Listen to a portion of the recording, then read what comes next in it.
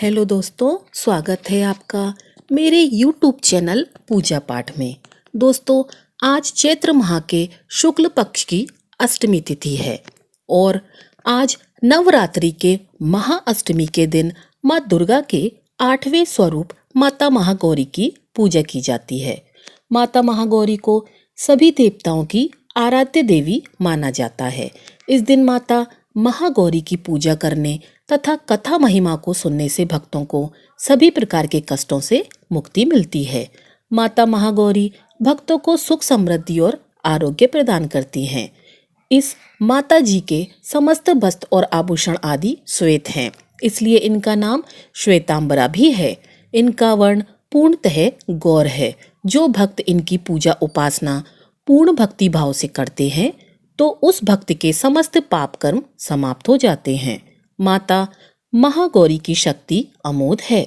इनकी साधना से सभी कलुष घुल जाते हैं, पूर्व संचित पाप भी नष्ट हो जाते हैं। माता महागौरी की पूजा करने से श्री गणेश जी की पूजा स्वतः ही हो जाती है। अतः माता महागौरी के साथ साथ भक्तों को श्री गणेश जी की कृपा प्राप्त होती है और उनके सभी रुके कार्य पूर्ण होते हैं। विशेषकर स्त्रियों द्वारा माता महागौरी की पूजा करने से स्त्रियां सदा सुहागन होती हैं। संतान प्राप्ति और संतान से जुड़े हर समस्या का निवारण होता है। माता महागौरी अपने इस 8वें स्वरूप में पूर्ण मानी जाती हैं, इसलिए यह महाअष्टमी का दिन बड़ा ही विशेष माना जाता है। देवी महागौरी अपने भक्तों को सद्मार्ग पर ले जाती हैं। प्रिय भक्तगणों, संकल्प लेकर की गई इनकी पूजा आराधना से माँ प्रसन्न होकर सुंदरता, धन संपदा और सफलता का आशीर्वाद देती हैं। इनकी कृपा से घर के भंडार सदैव धन से भरे रहते हैं। तो आज मैं सुना रही हूँ महाअष्टमी के दिन सुनी जाने वाली माता महागौरी की बड़ी ही दुर्लभ और पौराणिक व्रत कथा, जिसे आप सभी भक्तगण बड़ी श्रद्धा तथा प्रसन्नचित मन से पूरा अवश्य सुनिएगा। कथा को आधा अधूरा छोड़ने से माता रानी का निरादर होता है, पूरा सुनने से शुभ फल की प्राप्ति होती है। तो आइए माता रानी का ध्यान करते हुए कथा का रसपान करते हैं।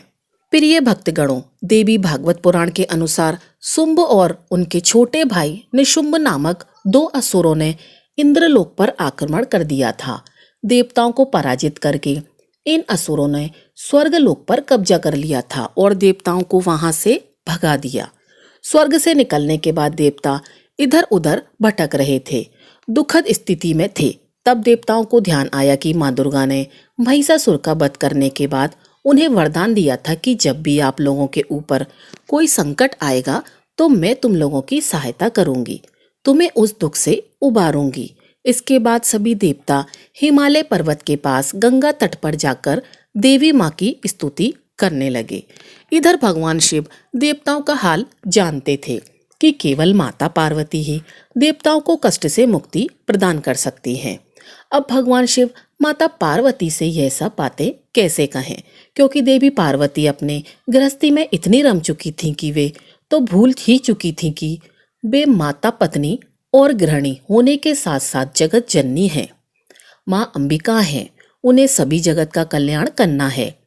अब इसके लिए भगवान शिव ने माता पार्वती को व्यंग करते हुए कहा कि देवी, आज तो तुम काली की तरह लग रही हो। तुम्हारा गौरवर्ण कहाँ गया? जब से तुम काली का रूप धारण की थी तब से तुम्हारी काया धूमिल हो गई है। भगवान शिव के इस मजाक से देवी पार्वती नाराज हो गईं और कहा कि आपने मुझे काली क्यों कहा? मैंने तो सोचा था कि आप मुझे हर रूप में प्रेम करते हैं, किंतु आज आपने मेरा उपहास किया। अब मैं आपको गोरी होकर दिखाऊंगी। और गौरवर्ण प्राप्त करने के लिए माता पार्वती हिमालय पर तपस्या करने चली गईं। तपस्या भी उन्होंने भगवान शिव की। भगवान शिव उनकी तपस्या से प्रसन्न हुए और कहा, तुम गंगा स्नान करके आओ, इससे तुमको गौरवर्ण प्राप्त होगा। शुंभ और निशुंभ का वध करने के लिए एक तरह से भगवान शिव ने यह लीला रची थी। जब माता पार्वती गंगा स्नान कर रही थीं, तभी सभी देवता भी आदि शक्ति की आराधना कर रहे थे। माता पार्वती ने देवताओं से पूछा कि आप सभी किसकी स्तुति कर रहे हैं और आप पर क्या विपदा आई है। माता पार्वती के पूछने पर देवताओं ने शुंभ और निशुंभ के बारे में बताया कि असुरों ने देवताओं को पराजित करके स्वर्गलोक पर कब्जा कर लिया है और तब से सभी देवता भटक रहे हैं। अब गंगा स्नान के दौरान माता पार्वती को गौरवर्ण प्राप्त हुआ और उनके शरीर से एक श्याम वर्ण की एक देवी प्रकट हुई जो कौशिकी देवी कहलाई। कौशिकी देवी के प्रकट होने के बाद उन्होंने माता पार्वती को प्रणाम किया और देवताओं को उनकी रक्षा का आश्वासन दिया। अब माता पार्वती की आज्ञा के अनुसार माता कौशिकी हिमालय के रमणीय क्षेत्र में चली गईं और वहां उन्होंने शुंभ और निशुंभ को युद्ध के लिए ललकारा, जहां देवी कौशिकी ने शुंभ और निशुंभ समेत उनकी पूरी सेना का अंत कर दिया। शुंभ व निशुंभ असुरों का अंत करने के बाद भगवान शिव ने माता पार्वती को समझाते हुए कहा कि उनको काली कहकर व्यंग करने के पीछे का मकसद देवी कौशिकी का जन्म था, ताकि वह देवताओं की मदद कर सकें और उनको फिर से स्वर्गलोक की प्राप्ति हो सके। बिना इस व्यंग के शुंभ और निशुंभ का वध संभव नहीं था। इस तरह माता पार्वती के शरीर से प्रकट होने के कारण देवी कौशिकी उनकी पुत्री कहलाईं। देवी कौशिकी को उग्र तारा या महोग्र तारा कहा जाता है। वहीं अन्य कथा के अनुसार माँ महागौरी ने देवी पार्वती के रूप में भगवान शिव को पति के रूप में प्राप्त करने के लिए कठोर तपस्या की थी। एक बार भगवान भोलेनाथ ने पार्वती को देखकर कुछ कह दिया, जिससे देवी का मन आहत होता है और माता पार्वती तपस्या में लीन हो जाती हैं। इस प्रकार वर्षों तक कठोर तपस्या करने पर पार्वती जी नहीं आती हैं, तो पार्वती जी को खोजते हुए भगवान शिव जी उनके पास पहुँचे और वहां पहुंचते ही देवी पार्वती को देखकर आश्चर्यचकित रह जाते हैं। पार्वती जी का रंग अत्यंत ओजपूर्ण होता है। उनकी छटा चांदनी के समान श्वेत और कुंदन के फूल के समान धवल दिखाई पड़ती है। उनके वस्त्र और आभूषण से प्रसन्न होकर देवी उमा को गौरवर्ण प्रदान कर देती हैं और देवी विद्युत के समान अत्यंत कांत और गौरवर्ण की हो जाती हैं। तभी से इनका नाम गौरी पड़ा। महागौरी रूप के में देवी स्नेह में शांत और मृदुल दिखाई देती हैं। देवी के इस रूप की प्रार्थना करते हुए देव और ऋषिगण उन्हें प्रणाम करते हैं। वहीं महागौरी जी से संबंधित एक अन्य कथा भी प्रचलित है। इसके अनुसार एक सिंह काफी भूखा था। वह भोजन की तलाश में वहां पहुंचा जहां देवी उमा तपस्या कर रही थी। देवी को देखकर सिंह की भूख बढ़ गई, परंतु वह देवी की तपस्या से उठने का इंतजार करते हुए वहीं बैठ गया। इस इंतजार में वह काफी कमजोर हो गया। देवी जब तब से उठी तो सिंह की दशा देखकर उन्हें उस पर बहुत दया आई और माँ उसे अपनी सवारी बना लेती हैं, क्योंकि एक प्रकार से उसने भी तपस्या की थी। इसलिए देवी गौरी का वाहन बैल और सिंह दोनों है। माँ दुर्गा का अष्टम स्वरूप महागौरी की 4 भुजाएं हैं। इनकी दाएं भुजा अभय मुद्रा में है और नीचे वाली भुजा में त्रिशूल सोपता है। बाई भुजा में डमरू डमडम बज रहा है और नीचे वाली भुजा में देवी गौरी भक्तों की प्रार्थना सुनकर वरदान देती हैं। जो स्त्री इन देवी की पूजा भक्ति भाव सहित करती हैं, उनके सुहाग की रक्षा देवी स्वयं करती हैं। कुंवारी कन्या माँ की पूजा करती है तो उससे योग्य वर्ग प्राप्त होता है। पुरुष जो देवी गौरी की पूजा करते हैं उनको जीवन सुख में बना रहता है। देवी उनके पापों को जला देती हैं और शुद्ध अंतकरण देती हैं। माँ अपने भक्तों को अक्षय आनंद और तेज प्रदान करती हैं। इनका पूर्ण रूप गौर है, इसलिए यह महागौरी कहलाती हैं। जय हो माता महागौरी। महागौरी इस महाअष्टमी व्रत को यह कथा पूर्ण करती हैं।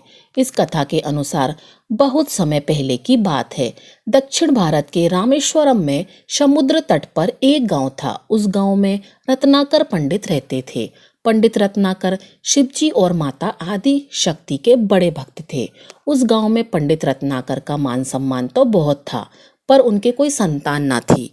पंडित रत्नाकर की पत्नी हमेशा माँ आदि शक्ति से संतान की मन्नत मांगती रहती थी। उन्होंने लगातार कई वर्षों तक माँ की पूजा अर्चना की। कई सालों से संतानहीन पंडित रत्नाकर की पत्नी की प्रार्थना एक दिन माता ने सुन ली। वह गर्भवती हो गई तो एक रात पंडित रत्नाकर के सपने में एक बालिका ने आकर कहा, मैं तुम्हारे घर में आ रही हूँ, पर मेरी एक शर्त है। मैं जो कुछ करना चाहूँ तुम मुझे रोकोगे नहीं। पंडित रत्नाकर को यह आवाज हो गया कि माँ आदि शक्ति के सत्रज और तम को दिखाने वाले 3 रूप महासरस्वती, महालक्ष्मी और महादुर्गा ने मिलकर ही इस कन्या का रूप लिया है। समय आया और माता की कृपा से इस दिव्य कन्या का जन्म हुआ। पंडित रत्नाकर को यह पता चल गया था कि यह कन्या माँ आदिशक्ति ने धर्म की रक्षा के लिए ही प्रकट की है। पंडित रत्नाकर उसी भाव से कन्या का लालन पालन करने लगे। तीनों महाशक्तियों के मिलन के उस स्वरूप को उन्होंने त्रिकुटा नाम दिया। इस बच्ची का नाम रखा गया त्रिकुटा। त्रिकुटा का स्वभाव जन्म से ही अनोखा था। बचपन से ही वह पूजा पाठ और धार्मिक कार्यों को देखकर प्रसन्न होती थी। त्रिकुटा को यह पता चल गया था कि भगवान विष्णु ने भगवान श्री राम के रूप में धरती पर अवतार ले लिया है। त्रिकुटा ने यह संकल्प ले लिया कि वह भगवान श्री राम से ही विवाह करेगी, अन्यथा आजीवन कुंवारी ही रहेगी। त्रिकुटा ने अपने पिता से कहा कि वह रामेश्वरम के तट पर रहकर तपस्या करना चाहती है। शर्त के मुताबिक पंडित रत्नाकर ने उसे रोका नहीं।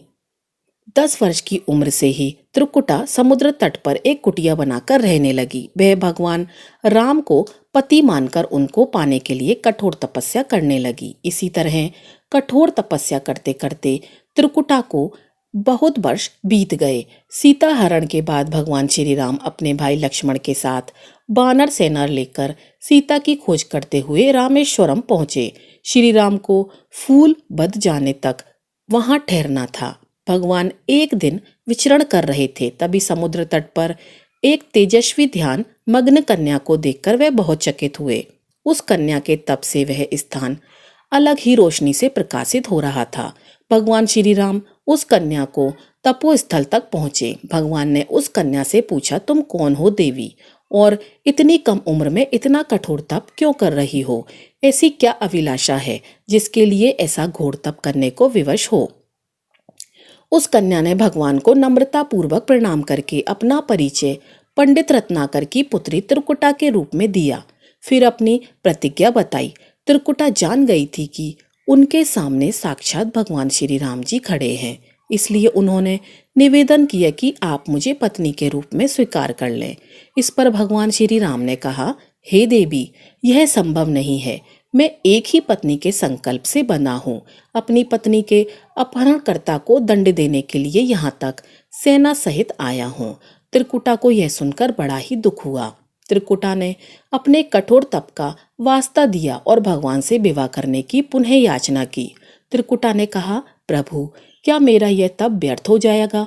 मेरे तप में क्या वह शक्ति नहीं है कि आपको प्राप्त कर सकूं? मेरा तप अभी कम है तो मैं इसे और कठोर करूंगी, तब तक जारी रखूंगी जब तक मेरी अभिलाषा पूरी नहीं हो जाती।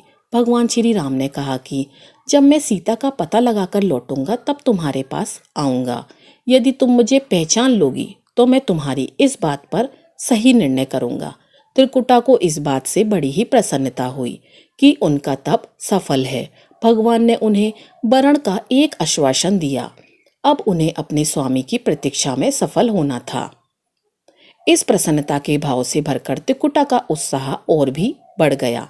त्रिकुटा ने और कठिन तपस्या करना शुरू कर दिया। उनके तप का प्रभाव ऐसा था कि उनकी कुटिया के आसपास का पूरा क्षेत्र एक अलग ही प्रकाश से प्रकाशमान होता था। अब भगवान श्री राम ने रावण का वध किया और विभीषण को लंका का राजा बनाकर अपनी पत्नी, भाई और समस्त सेना के साथ वह अपनी अयोध्या नगरी लौटने की तैयारी करने लगे। भगवान श्री रामचंद्र जी लंका विजय के बाद पुष्पक विमान पर सवार होकर लौट रहे थे। उन्हें त्रिकुटा का दिया हुआ अपना वचन भी याद करना था। रामेश्वरम के तट पर पहुंचते ही भगवान ने विमान रुकवा दिया। सभी आश्चर्य में पड़ गए तो प्रभु ने उन्हें कुछ पल की प्रतीक्षा करने को कहा। इसके बाद वह अकेले ही चल पड़े। सारी सेना भगवान की आज्ञा के अनुसार वहीं ठहरकर उनकी प्रतीक्षा करने लगी। भगवान श्री राम ने एक बूढ़े ब्राह्मण का वेश धारण कर लिया और देवी त्रिकुटा के पास पहुंचे। प्रभु उनके साथ थोड़ी देर तक रुके पर त्रिकुटा उन्हें पहचान न सकी। तब भगवान श्री राम अपने असली रूप में आ गए। उन्होंने त्रिकुटा से कहा, देवी, मैं आपको दिए वचन के अनुसार आपके पास आया था, परंतु आप इस परीक्षा में सफल नहीं हुई। वैसे भी इस जन्म में सीता से विवाह कर मैंने एक पतिव्रत का प्रण लिया है। इसलिए तुम्हारे साथ तो विवाह करना असंभव ही था। देवी त्रिकुटा कुछ निराश हो गई। भगवान ने उनकी मनोस्थिति समझ ली और मधुर वचन में बोले, हे देवी, आपको निराश होने की आवश्यकता नहीं है। तुम्हारा यह संकल्प मैं पूरा करूंगा, लेकिन इस युग में नहीं। मैं एक ही पत्नी व्रत धारी होने के कारण विवश हूँ, लेकिन कलयुग में मैं जब कालकी के रूप में अवतार लूंगा तब मैं तुम्हें अपनी पत्नी के रूप में अवश्य स्वीकार लूंगा। तब तक तुम हिमालय स्थित त्रिकुट पर्वत पर जाकर तप करो और मेरे अवतार की प्रतीक्षा करो। भगवान श्री राम ने त्रिकुटा को वरदान देते हुए कहा, तुम भक्तों के कष्ट को, दुखों का नाश करते हुए इस संसार का कल्याण करती रहो। श्री विष्णु का अंश होने, उनके कुल में अवतार होने तथा विष्णु पूजन होने के नाते सारा संसार तुम्हें माता वैष्णो देवी के रूप में पूजेगा। कलयुग में तुम्हारे लिए कुछ भी अध्यय नहीं होगा। जो भी भक्त भक्ति भाव से तुम्हारी पूजा अर्चना करेंगे उन्हें तुम सर्वस्व प्रदान करोगी। भगवान श्री राम यह वरदान देकर चले गए। त्रिकुटा भगवान श्री राम से मिले इस वचन से अत्यंत ही प्रसन्न थी। उन्होंने प्रभु के आदेश अनुसार संसार के कल्याण का संकल्प लिया। त्रिकुटा उत्तरी भारत के माणिक पर्वत श्रृंखला के 3 पहाड़ियों वाले त्रिकुट पर्वत पर तप के लिए आ गईं। वहीं पर माता वैष्णो देवी के नाम से विराजमान है। भगवान श्री राम का वरदान होने के कारण वैष्णो देवी भक्तों की सभी मनोकामनाएं पूरी करती हैं, इसलिए माता का स्वरूप कुंवारी है। त्रिकुटा भगवान श्री हरि के काल की अवतार की प्रतीक्षा कर रही हैं। तो एक बार प्रेम से बोलिए, अम्बे मात की जय। जय हो अम्बे माँ। अपने सभी भक्तों की रक्षा करना, उन्हें सुख समृद्धि प्रदान करना। प्रिय भक्तगणों, इसके साथ ही अब अन्न धन का भंडार भरने वाली माता अन्नपूर्णा की कथा का श्रवण करते हुए कथा का समापन करें। प्राचीन काल की बात है। पुरुषोत्तमपुर नामक ग्राम में एक बहुत धर्मात्मा सेठ जी रहा करते थे। उनके 5 पुत्र और एक सबसे छोटी पुत्री थी और उसका नाम गौरी था। सेठ जी का भरा पूरा परिवार था। सेठ जी ने अपने सभी 5 पुत्रों का विवाह कर दिया था और जब छोटी बेटी गौरी विवाह के योग्य हुई तो उन्होंने उसका विवाह एक दूसरे नगर के अपने ही समान धनी परिवार में कर दिया। अब सेठ जी की पुत्री गौरी दुल्हन बनकर जिस घर में गई वह उसका पति अपने माता पिता का इकलौता पुत्र था। अब गौरी बड़े ही प्रसन्नता पूर्वक अपने ससुराल में रहने लगी। गौरी बड़ी ही सदाचारिणी, गुणवान तथा रूपवती थी। एक दिन की बात है, जब 1.25 महीना हो गया तब सास ने गौरी को रसोई संभालने के लिए दे दिया। रसोई की सारी बातें समझा दी। गौरी अपनी सासू माँ का पांव छूकर रसोई में प्रवेश करती है। तब सास ने कहा, बहू रोज सुबह जल्दी उठकर पूजा पाठ करके रसोई में प्रवेश करना, फिर खाना बनाना। रोटी बनाते समय पहली रोटी गाय को, अंतिम रोटी कुत्ते को बनाना मत भूलना। इस प्रकार सास ने गौरी को सब कुछ समझा दिया। अब देखिए, गौरी 4 लोगों के लिए खाना बनाती है और खाना बनाकर अपने पूरे परिवार को खिलाती है। जब अंत में खुद खाने के लिए बैठी तब वह देखती है कि उसके लिए तो रोटी बची ही नहीं। अब क्या करे, वह चावल, दाल और सब्जी खाकर पानी पी लेती है। अब जब शाम होती है तब गौरी ने सुबह से ज़्यादा आटा लगाया और रोटी सब्जी बनाकर रख देती है। जब रात्रि में सब लोग खा लेते हैं तो फिर से जब गौरी खाने के लिए बैठी तो रोटी का डिब्बा खोलती है तो उसमें एक भी रोटी नहीं थी। यह देखकर उसे बड़ा ही आश्चर्य होता है कि उसने तो सुबह से भी ज़्यादा आटा लगाया था लेकिन रोटियां बची ही नहीं। अब वह सिर्फ सब्जी खाकर पानी पीकर सो जाती है। अगले दिन फिर उसने कल से 2 गुना ज़्यादा आटा लगाया और रोटियां बनाईं, लेकिन फिर से उसे रोटी नहीं मिली। सभी रोटियां खत्म हो गई थीं। अब उस दिन भी आधे पेट खाना खाकर ही उसे रहना पड़ा।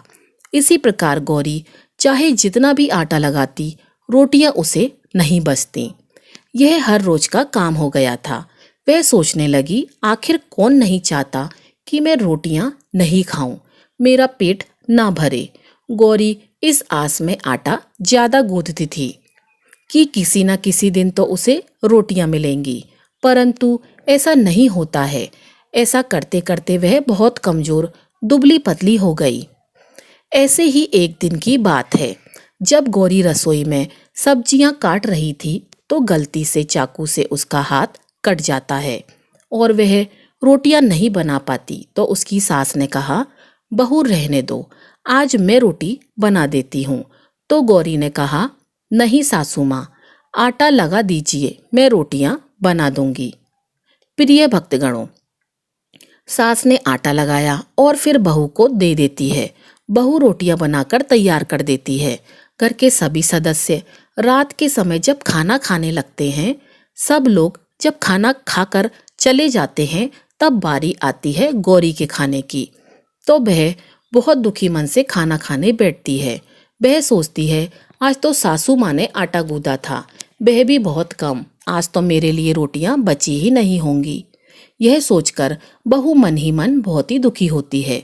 किंतु जब वह रोटी के डिब्बे को खोलती है तो उसने देखा कि उसमें 4-5 रोटियां पड़ी हैं। यह देखकर बहू बहुत खुश होती है।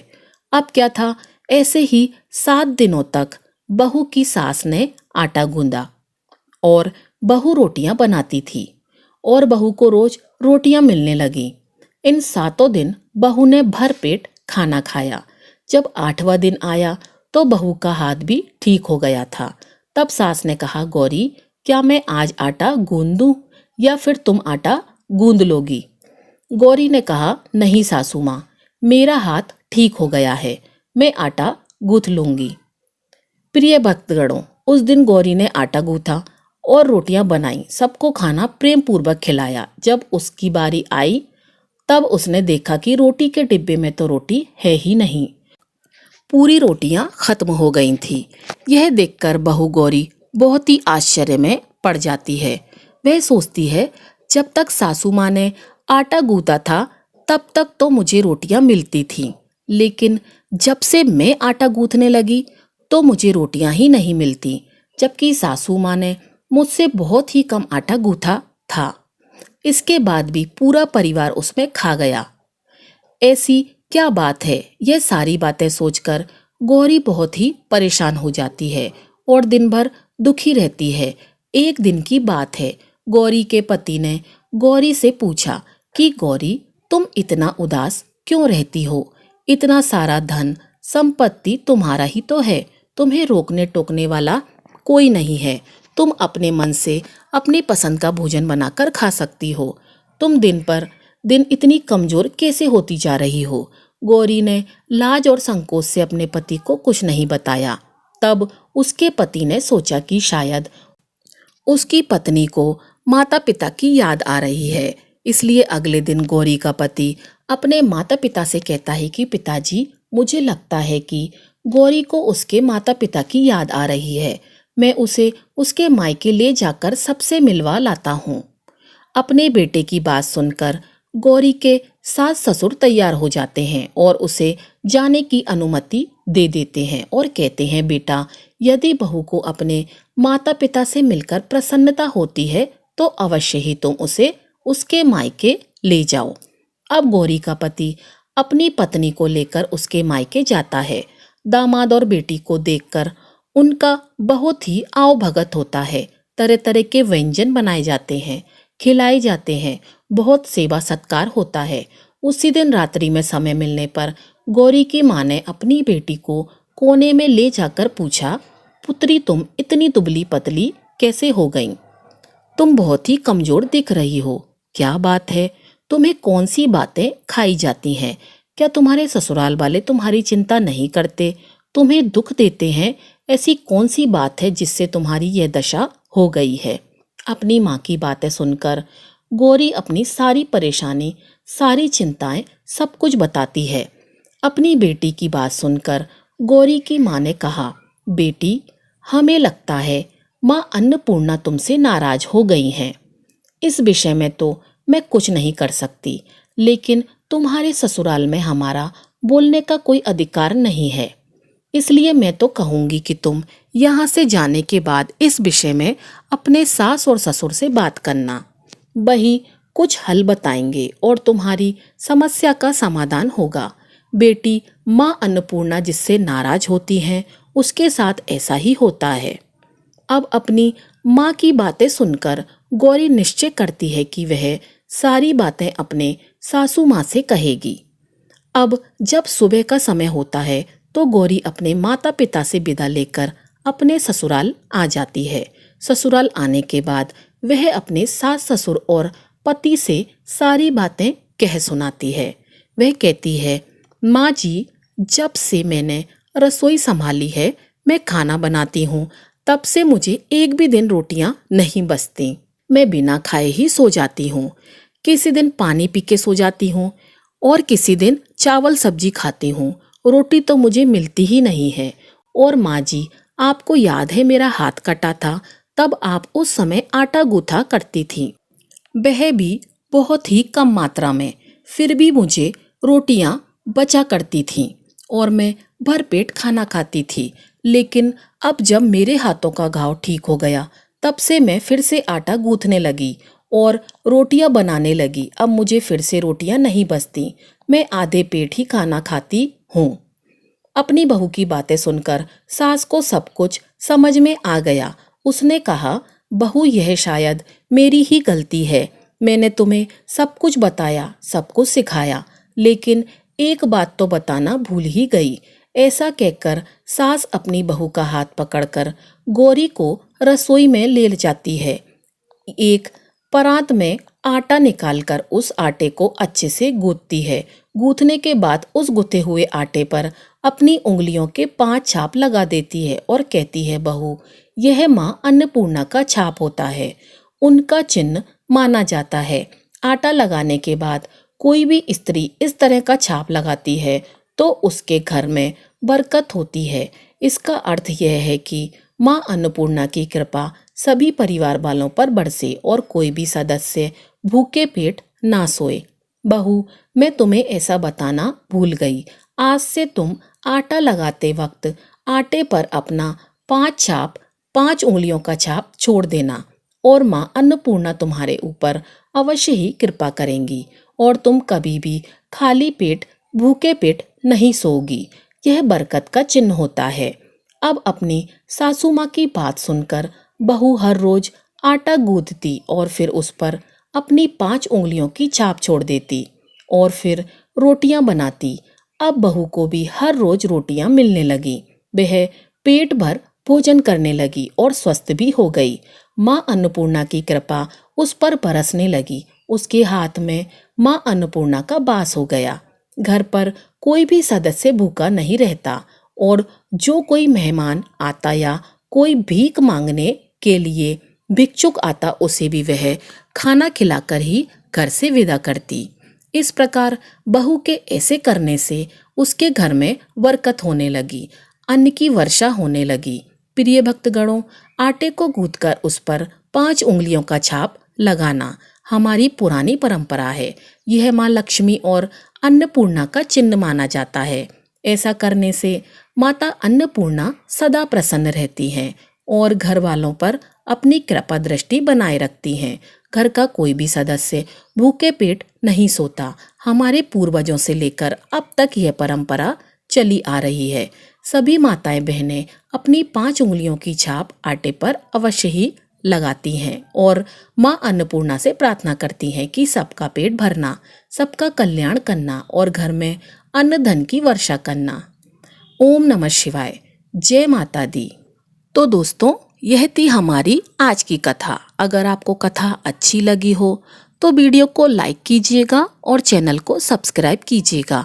आपका दिन शुभ हो।